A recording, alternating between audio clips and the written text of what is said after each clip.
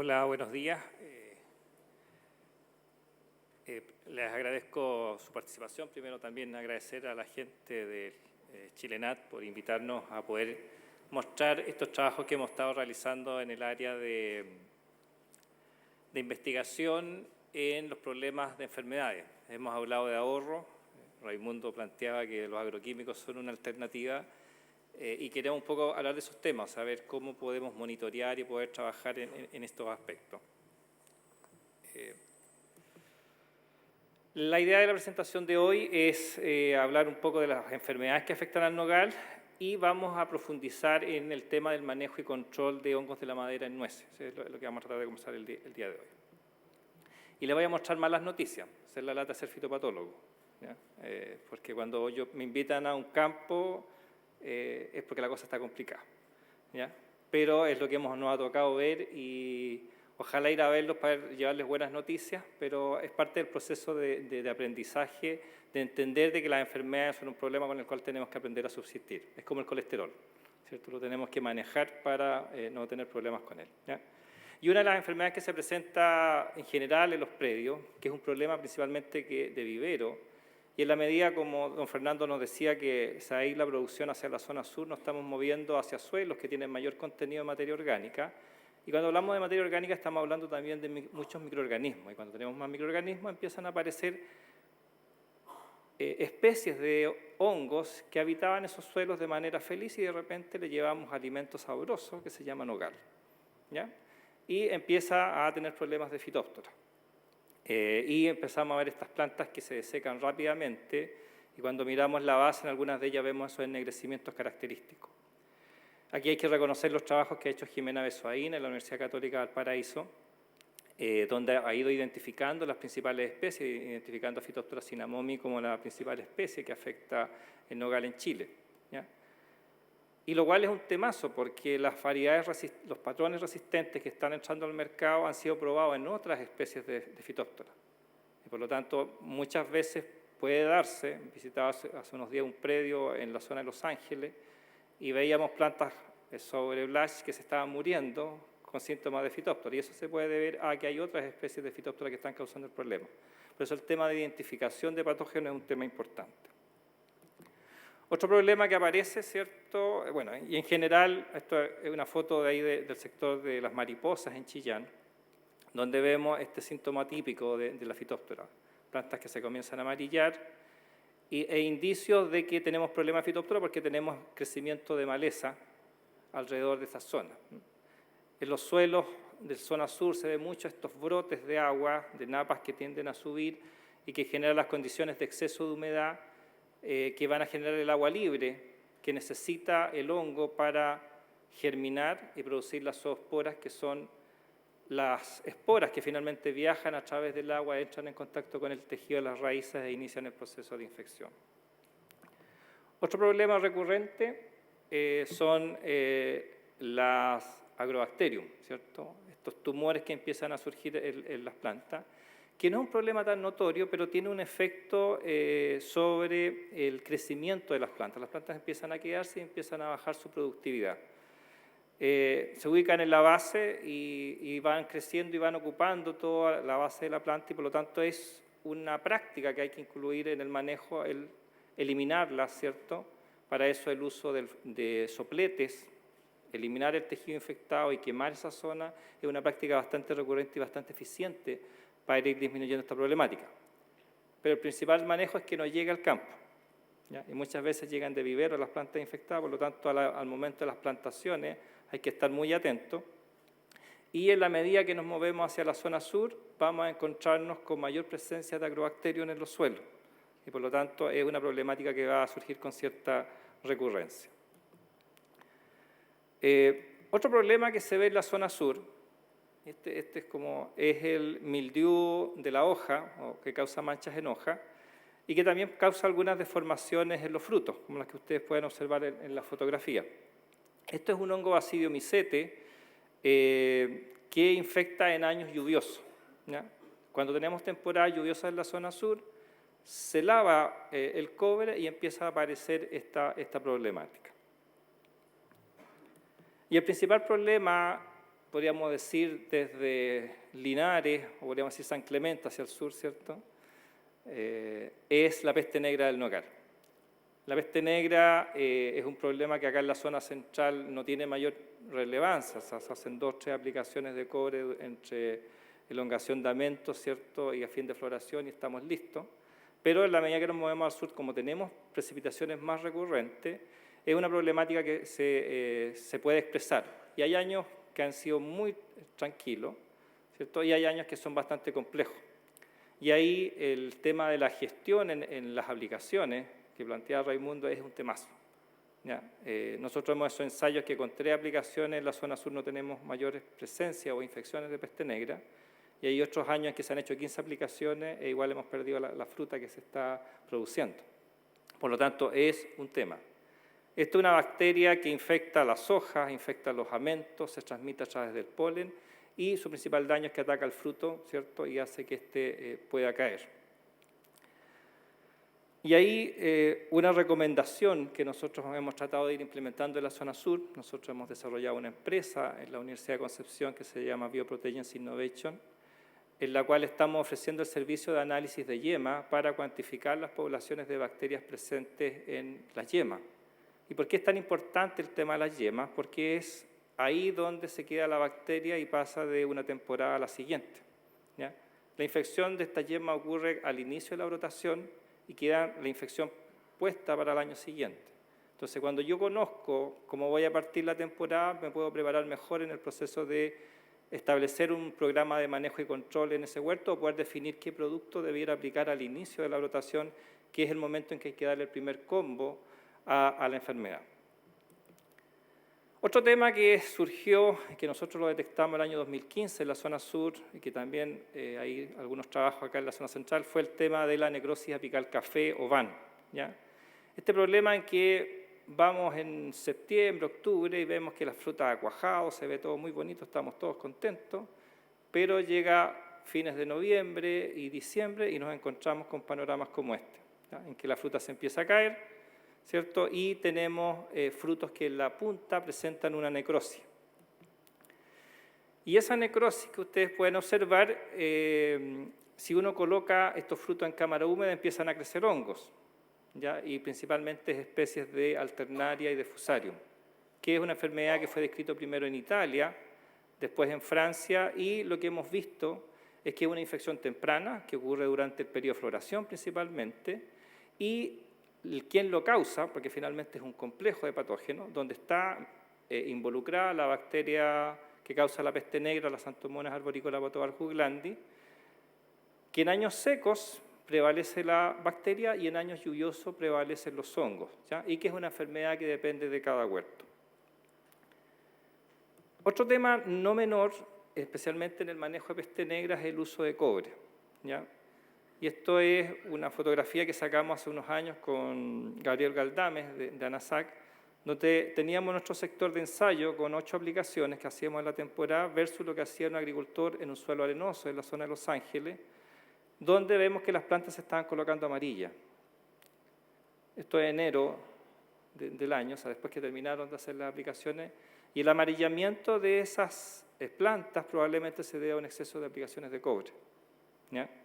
Por lo tanto, el uso racional de los agroquímicos es un tema que hay que considerarlo en el desarrollo de la industria. Sumado al hecho de que nosotros, en el año 97, Marcel Esterio de la Universidad de Chile detectó resistencia a cobre acá en la zona central. Las plantas que se plantaron en la zona sur eran de la zona central, entonces se llevaron las bacterias con resistencia de la zona sur y las sometimos a presión de selección con más de 10 aplicaciones por temporada y por lo tanto lo que nosotros detectamos el año 2013 en que hicimos un estudio es que había un aumento de 4 veces la resistencia. O sea, hoy encontramos poblaciones que son capaces de sobrevivir a 160 microgramos de cobre por ml. ¿Ya? O sea, son bacterias bastante resistentes al cobre y eso a veces explica que yo hago 15 aplicaciones e igual tengamos frutos infectados con bacterias, ¿ya? Y un último trabajo que fue una tesis que hicimos con la alumna Daniela Díaz, es que empezamos a estudiar resistencia a antibióticos, ¿ya? Y lo que encontramos es que hay poblaciones resistentes a antibióticos, ¿ya?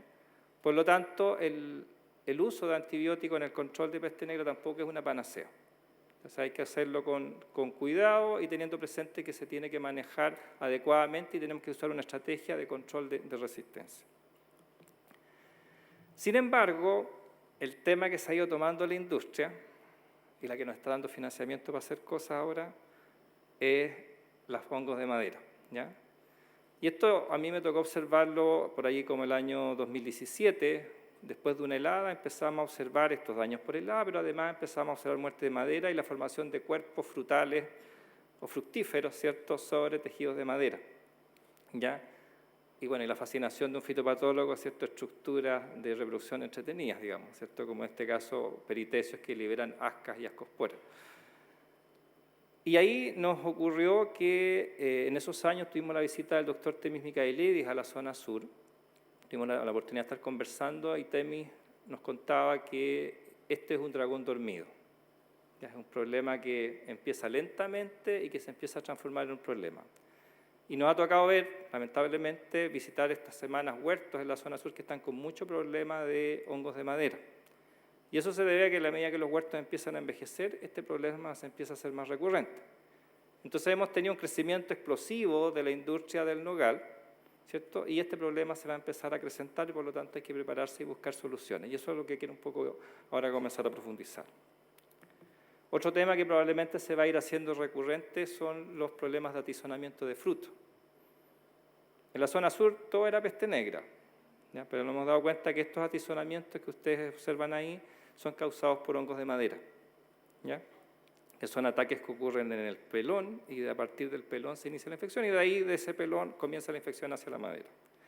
Y este tema, podríamos decir, se empezó a hacer notorio con la visita de Temis en esos años y con una publicación que hizo el colega Gonzalo Díaz de la Universidad de Talca, quien reportó la presencia de Diplodia mutila como causante de la muerte regresiva en nogal, en un trabajo que publicó en la revista Plant Disease, donde obtuvo algunos aislados, estos aislados los inoculó y pudo ver que desde el punto de inoculación la madera se necrosaba, ¿ya? Sin embargo, esto es una historia vieja, como todas las cosas en la vida, pensamos que es nuevo pero no es tan viejo. Acá hay Rina Acuña del SAC, el año 2010 saca su compendio de bacterias y hongos de frutales y vides, y como ustedes pueden ver, Botryophyra stivensis es Diplodia mutila, y la detección la hizo don Bernardo Latorre el año 92 en nogal, ¿ya? Cuando hablamos de los Fusicoccus, estamos hablando de hongos que ya estaban presentes en nogal, sabíamos que estaban presentes y por lo tanto lo que tenemos que hacer es volver a reestudiarlo y aplicarlo a esta realidad de hoy de un cultivo del nogal que ha tenido un amplio crecimiento y que por lo tanto estamos frente a este tipo de presión.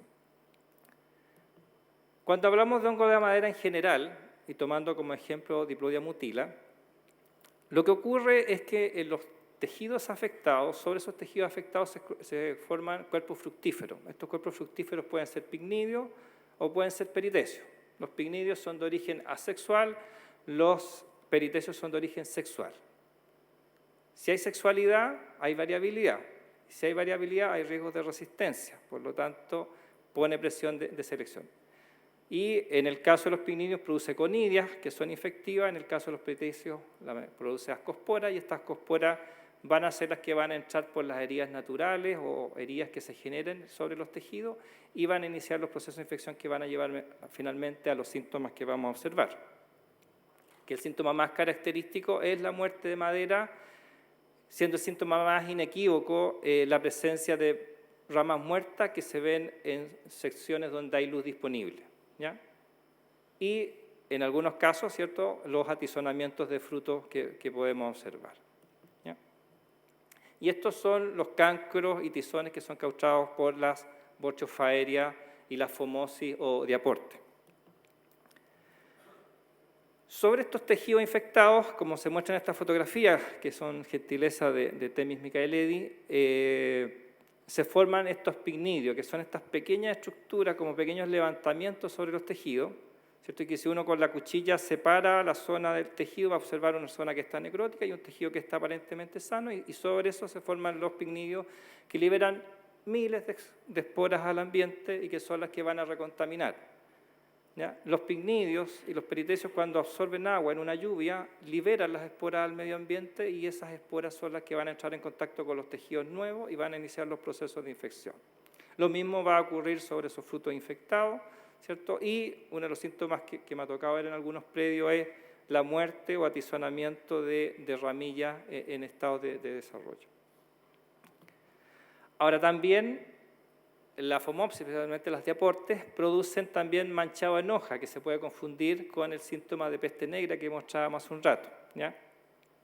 Causa también atizonamientos de fruto, forma picnidios sobre los tejidos, y un síntoma un poco característico es el tema de la necrosis de la madera, ¿ya?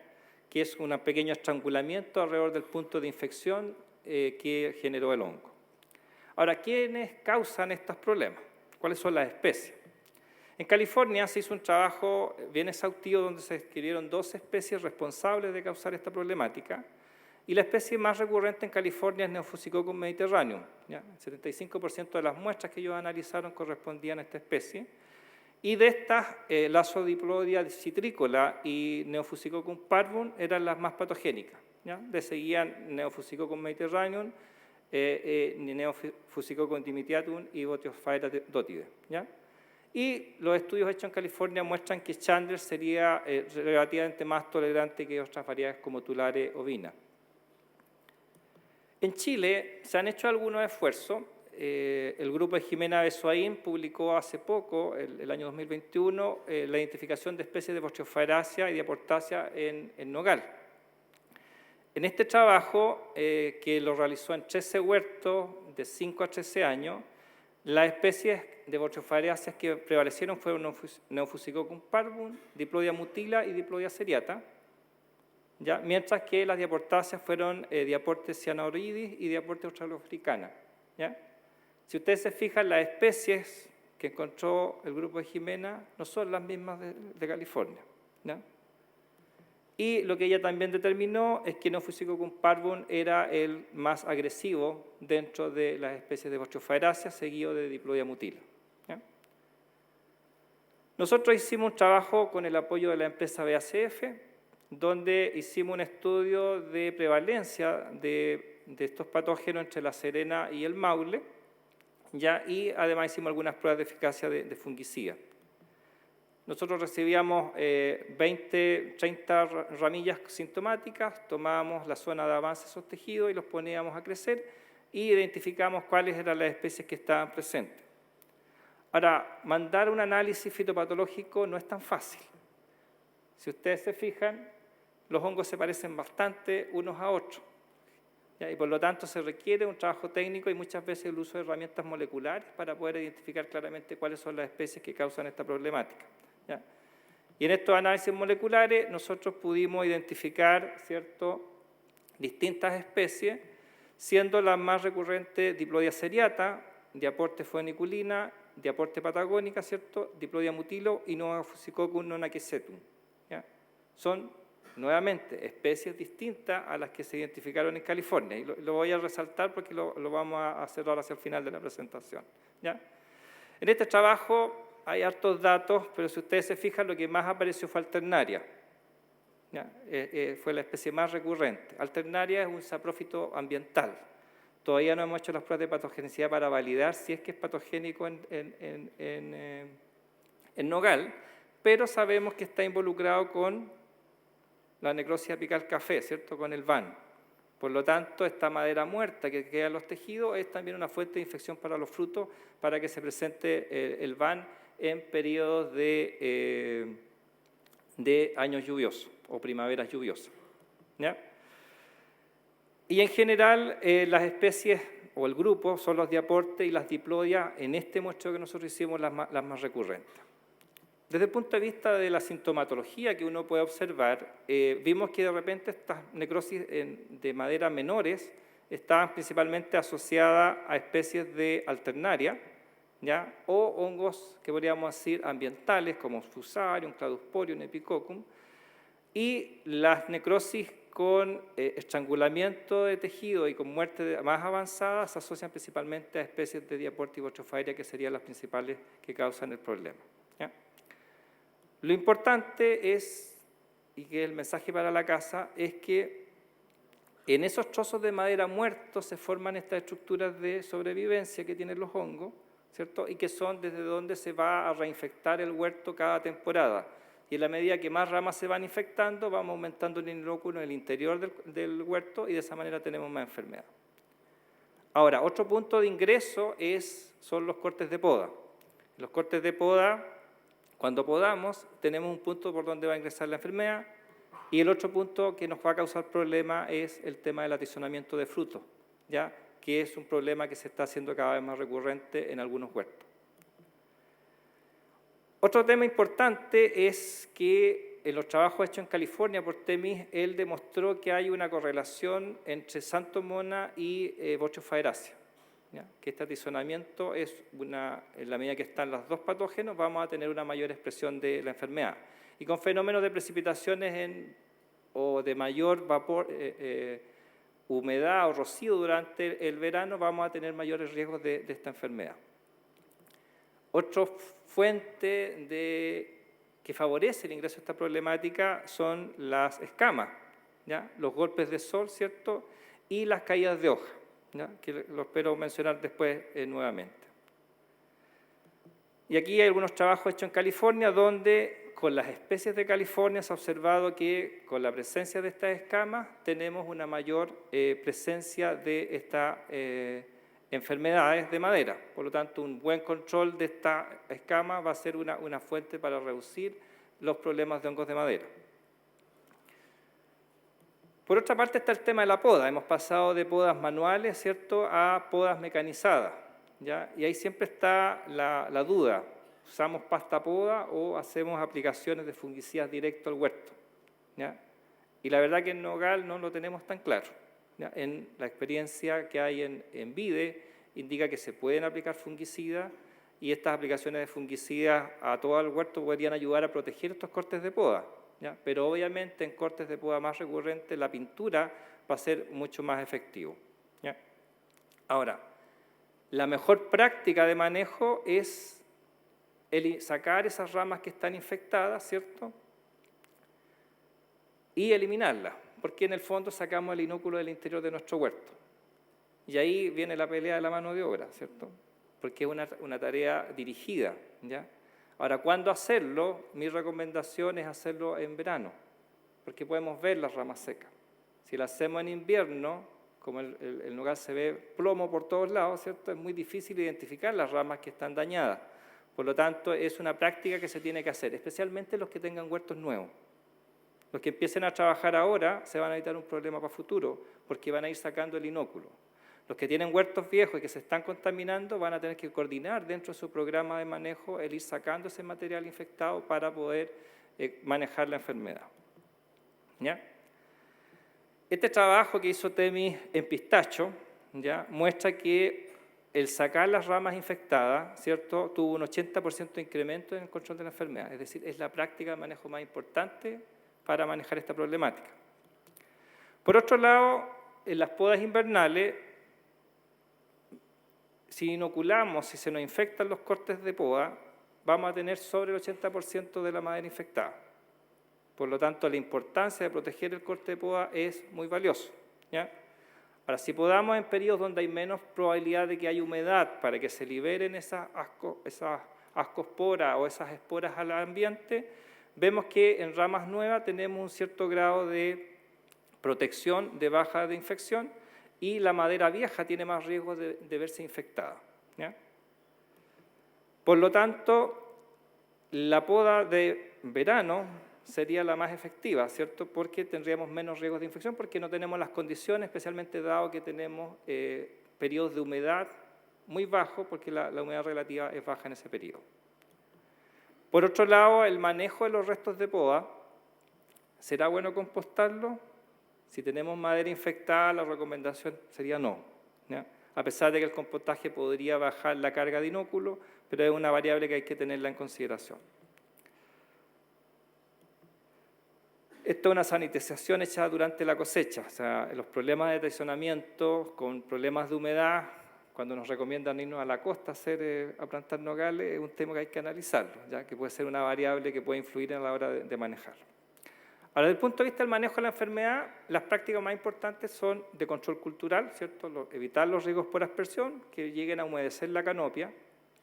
La poda de ramas muertas y brotas atizonados lejos es la más importante, ¿cierto? El control de escamas, ¿cierto? Conchuela y también el control de la peste negra y van para evitar los atizonamientos de fruto. Y el control químico es el uso de ciertos fungicidas. Y ahí viene la pregunta, ¿cuál es el mejor producto? ¿Cierto? Vamos a ver qué es lo que hemos hecho nosotros al respecto. Ahora, cuando hablamos de manejo integrado, también está el tema del uso del controlador biológico. Ahí quiero presentar algunas ideas que pueden ser interesantes. Bueno, en California, en la guía que ellos tienen, que han desarrollado, ¿cierto?, en conjunto la universidad con la industria, ellos han hecho pruebas individualizadas comparando distintos productos al mismo tiempo.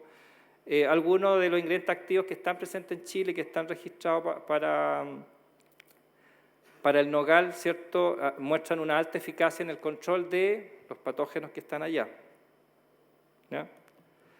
Y tenemos, digamos, las moléculas que podrían ser las más efectivas de acuerdo a los trabajos hechos en California, ¿ya? Nuestra querida mezcla de cobre más mancozeb, que en la zona sur se usaba con mucha recurrencia, pero que lamentablemente debido a la prohibición del uso del mancozeb hoy no es factible, era bastante eficiente. Y es muy probable que sacar el mancozeb del sistema va a tener un impacto y un aumento de la expresión de estas enfermedades, ¿ya? Por lo tanto, hay que estar atento a poder definir los mejores momentos en que tenemos que realizar dichos manejos. Este es un trabajo que hizo Temis en análisis de distintos ingredientes fungicidas e ingredientes activos en el control de aporte o FOMOPSI, y vemos que las estribulurinas tienen un efecto bastante atractivo y que los más eficientes serían los triazoles. Estos estudios hay que hacerlos también para las especies que están presentes acá en nuestro país. Nosotros hemos hecho un trabajo similar en el caso del avellano europeo con el apoyo de la empresa Ferrero y estamos descartando productos y ajustando los productos en función de las especies que tienen presentes los huertos de avellano en la zona centro-sur, ¿ya? Ahora, ¿qué hemos hecho en mi laboratorio en el caso del control de enfermedades de la madera en hongos de madera, ¿ya? Nosotros hemos inoculado madera de más de 2 años, ¿cierto? Hemos inoculado fruto y lo que hemos podido observar en la idea de controlar VAN y controlar hongos de madera, que algunos tratamientos tienen el efecto de reducir la expresión de VAN, ¿cierto? Pueden también reducir, aunque no de manera significativa, el daño en frutos, ¿cierto?, pero no tiene mayor efecto sobre madera adulta. O sea, madera de más de 2 años, estos productos no tienen mayor efecto. Su efectividad, ¿cierto?, lo que esto es un poco el modelo, nosotros hacemos un orificio con un taladro, colocamos el inóculo y a partir de ese orificio se inicia la infección por el hongo. El mejor efecto se da en madera de la temporada. Entonces, cuando nosotros estamos aplicando un fungicida, lo que nosotros estamos protegiendo es proteger la madera de la temporada. Y estos son los ensayos que nosotros realizamos en la zona sur. O sea, herimos el tejido, agregamos el inóculo activo y vemos cómo seca las ramas, ¿cierto?, y produce el necrosamiento en la madera. En un trabajo realizado con el apoyo de la empresa Corteva, evaluamos distintos ingredientes activos para el control de diplodiamutila. El modelo de manejo que hicimos fue aplicaciones en el periodo de floración y aplicaciones en los periodos de noviembre-diciembre, que son la recomendación que se hace para la situación de California.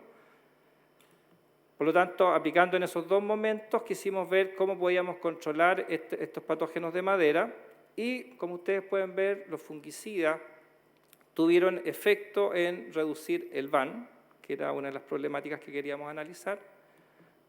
No tuvieron mayor diferencia en el control o efectos sobre la cuaja, donde logramos adecuadas cuajas, y en el control de hongos de madera podríamos decir que todos los ingredientes activos que están en el mercado tienen un efecto de reducción, casi en un 50% del avance de los hongos en tejido del año. ¿Ya? Por lo tanto, el uso de estos fungicidas es una herramienta que nos puede ayudar a reducir en madera de la temporada. ¿ya? No en madera vieja. La madera vieja hay que sacarla porque esa madera no la vamos a poder solucionar con las aplicaciones de fungicida, ¿ya? Y acá un poco para que vean el grado de efecto, o sea, hay inoculada sin tratamiento y abajo con diplodia mutila aplicando el fungicida. El fungicida retiene un poco la infección, tampoco es que sea espectacular. Va a bajar el grado de infección, ahora también hay que entender que estamos controlando micelio en pleno crecimiento, que es lo que nosotros inoculamos, ¿ya? Pensemos que una conidia, el efecto sobre las conidias va a ser mucho mejor. Lo que nos llamó la atención es que en el caso de las inoculaciones con diplodia seriata o con diaporte en nogal no tuvimos mayor avance de la necrosis. Y eso es porque estos son hongos endófitos, son hongos que infectan los tejidos y a partir de la infección de esos tejidos van a iniciar un proceso de espera. Cuando la planta tenga un estrés hídrico, un exceso de sol o una helada, estos hongos se activan y van a colonizar la madera. Entonces están esperando para poder causar la infección, ¿ya? Por lo tanto, lo que tenemos que estructurar es un programa de manejo de esta problemática para poder no tener la muerte de madera en el huerto. Por último, un poco sobre el tema de control con controladores biológicos. Se ha hecho bastante poco, ¿ya? Esto es un producto que se llama Tifi, que es una especie de tricoderma, que la empresa lo vende como un colonizador de tejido. Nosotros lo hemos probado en avellano europeo y pudimos observar que era capaz de colonizar la madera de avellano europeo. No lo hemos hecho en nogal a la fecha, pero ellos lo han probado en vides y han demostrado el control de Botryopharia stivensi, que es diplodia mutila, ¿ya? Por lo tanto, puede ser una alternativa para la industria que se puede generar una nueva estrategia de manejo. Otra instancia es un producto desarrollado por la empresa Bioinsumos Nativa, ¿cierto? A base de Bionextria, tricodermas, hipocreas, digamos, que han hecho pruebas en nogal. Esto es un trabajo que realizó el doctor Gonzalo Díaz en la Universidad de Talca, donde el uso de esta mezcla o de este consorcio de hongos de madera puede colonizar los cortes de madera y podría reducir la infección. Por lo tanto, es una alternativa de pronto para aplicar durante los periodos de corte de poda, porque en el corte de poda los microorganismos pueden sobrevivir y pueden colonizar esos tejidos, evitando que las esporas que entran en contacto con esos tejidos infectados puedan desarrollarse. Para finalizar, indicar que los cambios productivos y de condiciones climáticas van a acrecentar los problemas de hongos de madera, ¿ya? El envejecimiento de nuestros huertos van a traer esta problemática y por lo tanto hay que empezar a atacarla desde ya. Es importante poder identificar las especies de fitopatógenos de madera que están causando daño en nogal, ¿ya? Nosotros estamos implementando en nuestros laboratorios herramientas moleculares para identificación rápida y creo que un desafío que tiene la industria es poder identificar los momentos en que ocurren estas infecciones. Porque mucho de lo que decimos ahora está basado en suposiciones o teorías. Pero es importante poder definir cómo es el ciclo. Nosotros en Avellano Europeo estamos haciendo un seguimiento semanal, haciendo caza de esporas con cazaesporas y estamos cuantificando molecularmente la presencia de los principales hongos que hemos detectado en Avellano Europeo. Y de esa manera queremos construir curvas para poder identificar los momentos en que estos hongos aparecen, de manera de poder definir cuándo tenemos que aplicar y no simplemente estar copiando lo que se hace en California, haciendo la diferencia 6 meses y estamos aplicando a fines de noviembre, principios de diciembre, y a lo mejor las especies que tenemos se desarrollan más temprano y es ahí donde hay que hacer la aplicación. Y por último, el manejo integrado a través de prácticas culturales, ¿cierto? Control biológico y obviamente el uso de fungicida son las herramientas con las que contamos ahora para enfrentar esta problemática y pueden ser las con las cuales vamos a poder manejarla si es que se parte desde un proceso importante de organización y de gestión en los problemas de sanidad vegetal en el cultivo en nogal. Muchas gracias por su atención.